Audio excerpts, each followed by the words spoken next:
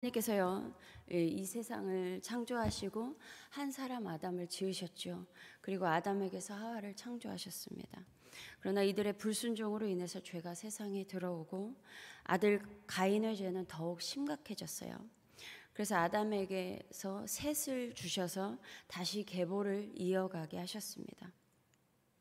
그러나 이미 죄가 들어온 세상에서 살아가는 사람은요, 마음으로 생각하는 모든 계획이 항상 악하기만 했어요. 그래서 결국 하나님은 노아와 가족들만 남기고 대홍수로 온 인류를 심판하셨습니다. 그런데 이제는 인류 전체를 향한 물 심판은 앞으로 하지 않기로 하셨던 하나님은 무지개를 주셨죠. 그런 다음 당대 의인이면서 이 완전한 자였던 노아를 통해서 하나님은 다시 세상을 이어가셨습니다. 그런데 세상이 또 발전하죠. 그러면서 인구가 많아져요. 그런 가운데 사람의 악함은 또다시 가득해져 갔습니다. 그리고 이제 벽돌을 만드는 기술이 발달했어요. 높은 탑을 쌓고자 하는 욕망도 생겼습니다. 그렇게 우리의 이름을 내자고 하는 교만함을 쌓아갔어요. 뿐만 아니라 우리 흩어지지 말자고 했어요. 이렇게 당시 바벨탑을 쌓는 사람들은 마음이 잘 맞았습니다. 서로 대화가 잘 통했어요. 언어가 같다고 해서 우리 마음 같지가 않잖아요. 대화도 안 통할 때도 많아요. 언어가 같은데도요. 그런데 이들은요, 모든 것에 있어서 화합이 잘 되었습니다. 그래서 거침없이 탑을 함께 쌓아 올렸어요. 그런데 이들의 화합은 하나님의 뜻에 맞지 않았습니다. 여러분, 우리 크리스천들은요, 모이기를 힘써야 돼요. 성령이 하나 되게 하신 것을 힘써 지켜야 하는 사명을 갖고 있는 사람들입니다. 그리고 무엇보다 우리는 그래서 화합이 잘 되어야 해요. 그리고 그 화합의 방향은요, 하나님의 말씀에 조명을 받고 하나님의 뜻에 합당한 올바른 방향이어야 하는 것이죠. 그런데 그 하나됨과 화합이요, 우리가 하나님의 이름을 드러내고자 하는 것인가, 아니면 우리의 이름을 드러내고자 하는 것인가, 그 일을 하는 동기를 살펴야 하는 것입니다. 그리고 그런데 그 동기는요, 본인은 알아요. 그런데 사람은 속일 수 있어도 하나님은 속이지 못합니다. 바벨탑을 쌓은 사람들 역시 자신들의 이름을 내고자 하는 동기와 목적을 갖고 탑을 쌓아 올렸어요. 이에 하나님께서 바벨탑을 건설하려는 사람들을 보려고 내려오셨죠. 그런데 이것을 본 하나님은 판단하시기를 이러다가 더 심각한 상태가 되겠구나 싶어서 다시 심판하기로 하셨습니다. 우리가 생각할 때 탑을 쌓아 올리는 것이 별거 아닐 수 있어요. 그런데 이것을 시작으로 그 교만함이 장성하는 거죠. 그래서 걷잡을 수 없이 확산되는 그 죄의 문제는 시간 문제라고 하나님께서 판단하신 거예요. 그래서 하나님은요, 사람들이 이렇게 자신의 이름을 내고자 하는 것을 절대 멈추지 않겠구나, 이렇게 생각하신 거예요.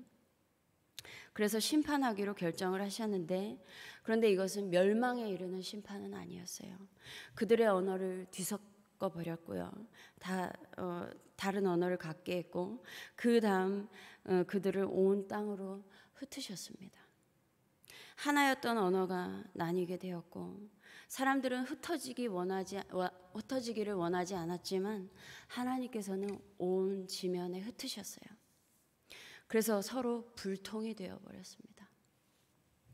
그리고 결국 사람들은 그래서 이제 탑 쌓는 것을 멈출 수밖에 없었죠. 이러한 바벨탑 사건은요, 성경에서 시간적 순서에 의해 쓰여진 것은 아니에요. 이 사건이 10장에서는요, 노아의 족보가 나오고, 이 바벨탑 사건 이후에 11장 10절부터는요, 셈의 족보가 나와요. 바벨탑 사건은 이 중간에 위치해 있는데, 이 족보의 이름이 열거된 어느 시점에 있었던 사건으로 보고 있습니다. 정확한 시점은 알 수 없지만 사람들의 언어가 나뉘게 되었고, 사람들이 온 땅에 흩어졌습니다. 그리고 시간이 흘러 어느 날 하나님은 갈대아 우르에 있는 한 사람 아브라함을 부르세요. 가족과 친척이 함께 살던 그 익숙한 곳에서 낯선 곳으로 불러내셨습니다. 그러나 하나님의 약속은, 하나님께서 이 아브라함에게 주셨던 약속은 바벨탑 사건과 대조가 돼요. 탑을 쌓은 사람들은 스스로 이름을 내기를 원했지만 하나님은 아브라함에게는 너의 이름을 창대하게 해주겠다 하셨습니다.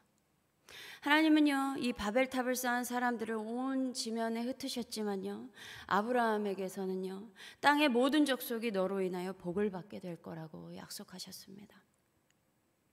하나님은 아브라함과 그의 후손을 통해서 온 땅에 흩어져 있는 모든 민족에게 복을 내려주시기로 약속하셨어요. 그런데 그렇게 약속하셨는데 1년이 지나도 5년이 지나도 10년, 20년이 지나도 아브라함에게는 후손이 생기지 않는 거였죠. 이렇게 우리 눈에 보이는 증거는요, 하나님의 언약과는 다른 방향으로 펼쳐질 때가 있어요. 그래서 아브라함도요, 아들이 생기지 않으니까요, 처음에는 조카 롯을 아들처럼 생각했다가 아브라함의 목자와 롯의 목자의 다툼으로 인해서 롯과 헤어질 수밖에 없었죠. 그래서 아브라함은 그 다음에는 그의 종 엘리에셀을 상속자로 여겼습니다. 그런데 하나님은요, 엘리에셀이 아니다, 너의 몸에서 아들을 낳게 해줄 거다라고 약속하셨어요. 이때 아브라함이 하나님의 말씀을 믿었습니다. 이 말씀을 믿은 것에 대하여 하나님은 의롭다고 하셨어요. 그렇게 하나님께서 의로 여기실 만큼 믿음을 갖게 되었는데, 안타깝게도 또 사라의 권유로 인해서 여종 하갈에게서 이스마엘을 얻죠. 그런데 하나님께서는 또 이스마엘도 약속의 자녀가 아니라는 거예요. 사라의 몸에서 아들을 낳을 것이라고 하니까 아브라함이 말하기를, 하나님께 얘기하기를, 이스마엘이나 하나님 앞에서 잘 살았으면 좋겠습니다 라고 이야기를 해요. 그런데 하나님은 끝까지 아니다, 그것도 아니다, 사라에게서 아들을 얻을 것이고 태어나면 그 아이의 이름을 이삭이라고 해라 라고 말씀을 하십니다. 그래서 결국 하나님의 말씀대로 사라에게서 아들 이삭이 태어났습니다. 여러분, 하나님의 약속이 성취되어 가는 과정은 우리가 볼 때 매우 더디게 느껴져요. 대체적으로 우리 생각보다 늦어져요. 정말 되게 오랜 시간이 걸릴 때도 있습니다.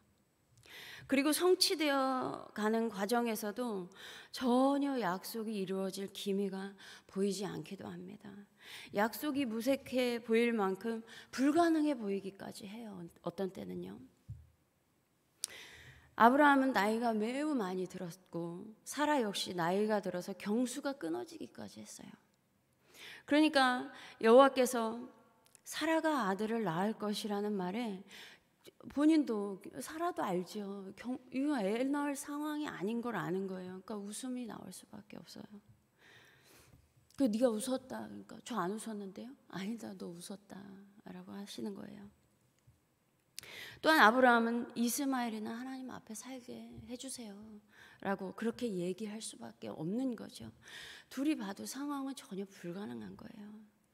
그러나 하나님의 약속은 성취되었습니다. 그리고 성경에는요, 하나님께서 하신 그 어떤 약속도 성취되지 않은 것이 하나도 없어요. 모든 것이 성취되었습니다. 뿐만 아니라 약속대로 아브라함의 이름을 창대하게 하셨어요. 지금까지도 유대인들은 아브라함이 우리의 조상이다, 이슬람교도들도 아브라함이 우리의 조상이다, 기독교인들도 아브라함이 우리의 조상이다 라고 하고 있어요. 아브라함의 이름은 이렇게 전 세계에 있는 육적인 후손, 영적인 후손들에게 여전히 회자되고 있습니다. 그리고 앞으로도 그럴 거예요.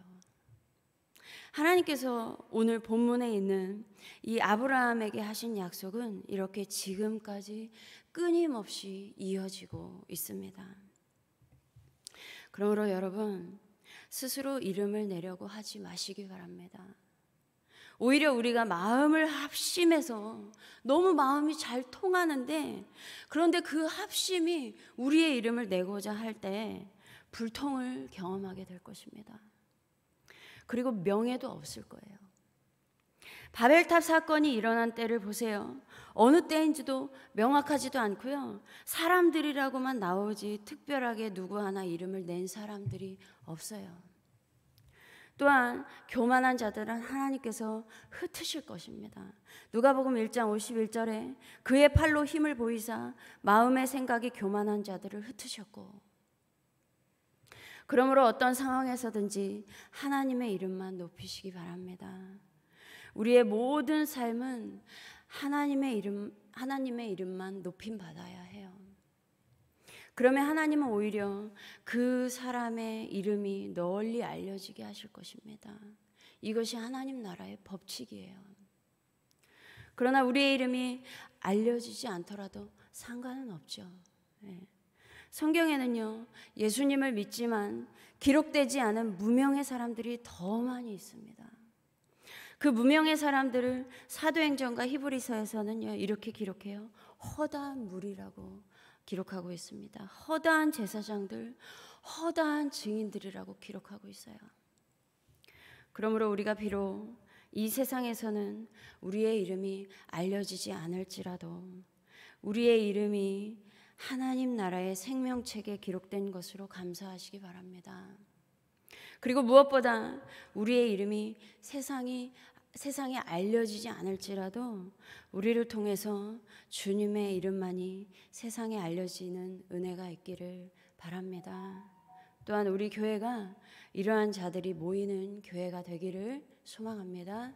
다 같이 기도하겠습니다. 하나님 정말 감사합니다.